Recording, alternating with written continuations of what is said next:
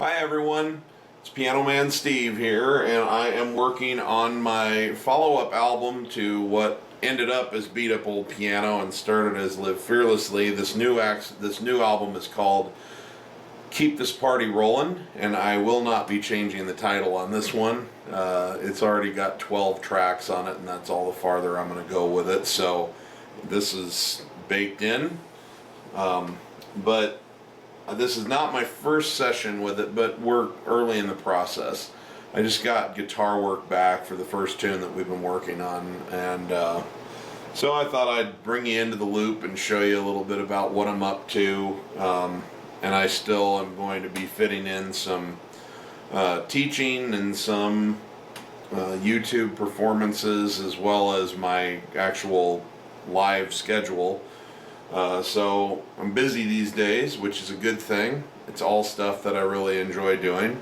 But this is a real special labor of love, because I love, I don't know if there's anything in the world more satisfying to me than having one of the songs that originated up here in my head and seeing it flushed out into a full thought. So now this is going to be a very, very, very rough mix. I have not even had a chance to play with it, and it doesn't matter because I'm not really going to do any serious mixing and mastering until we get all of the basic tracking done. So I would think we'll probably be working on the tracking. I think right now it's September 22nd or something like that. I don't remember. Yeah, I think that's right. I think we'll be working all through the rest of this calendar year, and maybe even a little bit into January, on getting the piano parts, the guitar parts, the vocals, drums, bass, etc. All of the tracking, and I'm not really even going to start doing any real mixing until January or February, when I have a chance to sit down with my engineer, someone who's smarter about that than I am. So don't draw too many conclusions from it right now, but here's some of the raw material that we've got. This one's called Mia Dawn, and what I'm going to do is play kind of one track at a time for you and add things so you can hear what we're doing. This song is it's not a hard rock song, but it's kind of a bouncy pop, country pop kind of thing. And I started out with this drum beat.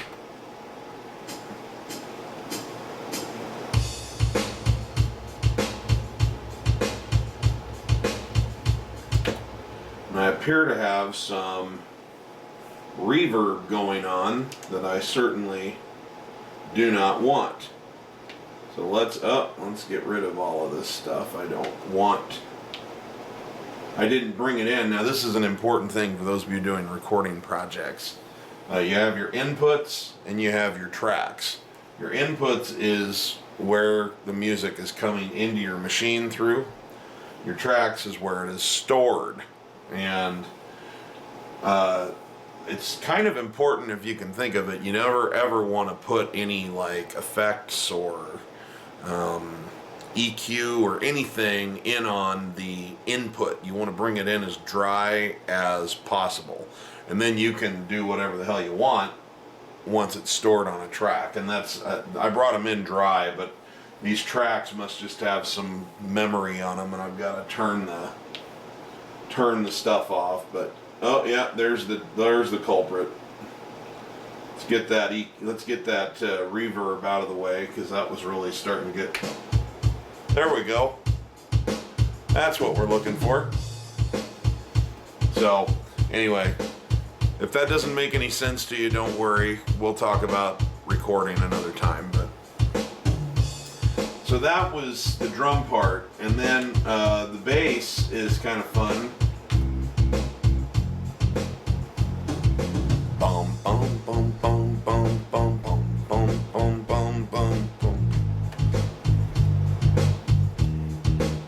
So it's got kind of a groove. Okay, so let's start that over. Here's the piano part.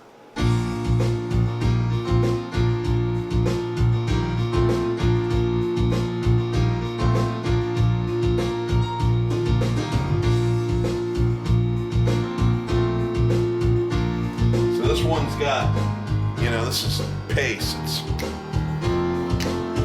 I want people to tap their toes to this one. Okay. Now, the guitar parts that we came up with, we played around a little bit. We started out with just the idea of doing some chord strums. Ring, bring, bring, just to help. And also, this is really important, he's going to do some chord strums in frequencies that are different than what I'm doing. So in other words, where I'm kind of down here, okay, we want him playing kind of up in this neighborhood. That way we're not doubling and, you know, creating mud where we don't need it. I'm already playing in this frequency range. So we want him on the same chord, but up where it'll, you know, create a little bit of vertical diversity, so to speak, in frequency. So here's the first guitar part added into the mix.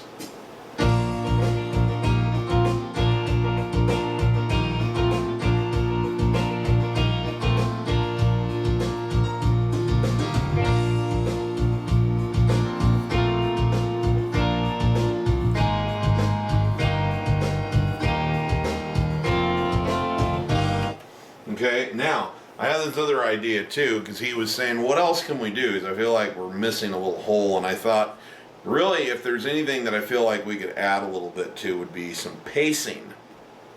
I want to add a little bit of rhythmic pacing. And I don't know if you remember this tune from the 80s, but you remember Eye of the Tiger? And this song sounds nothing like Eye of the Tiger, but there's a maneuver from Eye of the Tiger that I really like. So it starts out and it's like...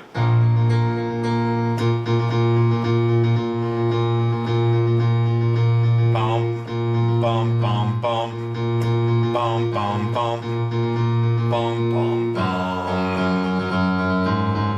Rising up, out and dun dun, and it's just a guitar on a single note, kind of doubling the bass or adding a little bit. Dun dun dun dun dun dun dun dun dun dun dun dun dun dun. Rising up, out on the street, dun dun dun dun dun dun dun dun. And I thought, I wonder if with the drum beat and the bass part we have, if that would be kind of a cool effect on this song, is just to have sort of following the bass line but up an octave on the guitar. And obviously it stays in the same kind of frequency range that the piano's in, but where it's a single note and it's doing something rhythmically much different than the piano, I think it'll be okay. And it's not chords, it's just a note. So you put that down, which I think is really going to be cool, especially when we get the mixing. Okay. You hear it?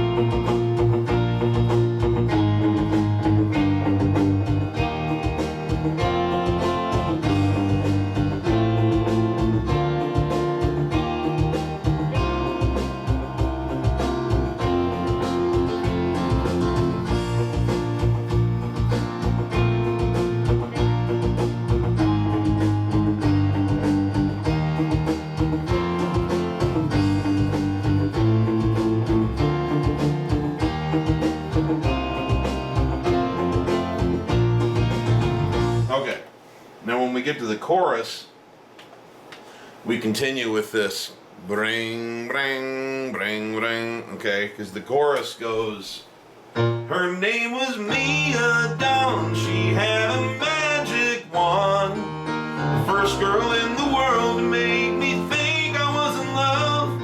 Okay, so what we did is he just kind of followed with chords, bring, bring, bring, bring. But he doubled it. He did one just clean, bring, bring, and then he put this chorus effect on another one and doubled that up, so you get kind of a bring, bring, bring, bring. And it's kind of I just think it's really, really cool sounding. So here it is. You hear that?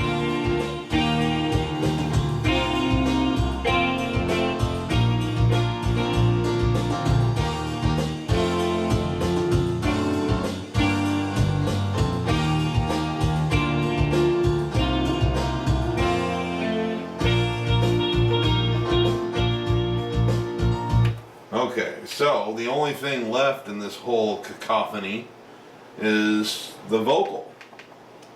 So we're going to add in my lead vocal that I put down, and I am going to add, I'm just going to do a preset on this one.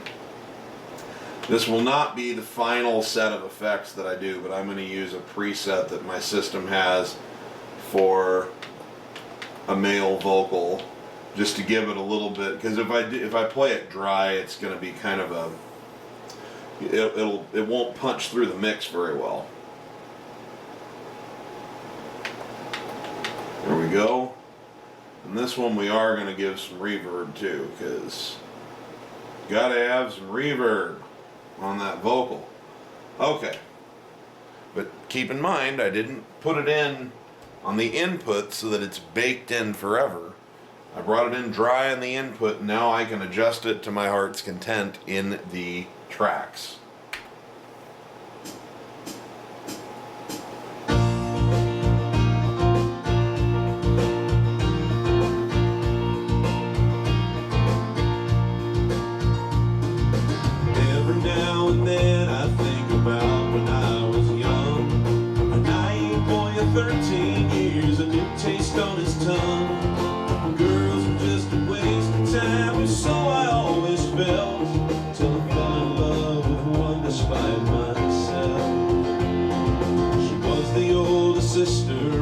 Best friend at the time, pushing 17 years old, and man, she blew my mind.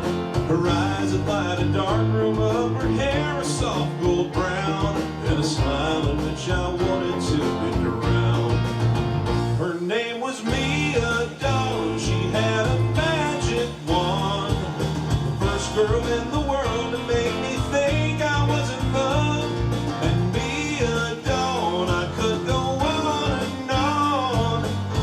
the girl who flooded all my dreams, might be a dawn.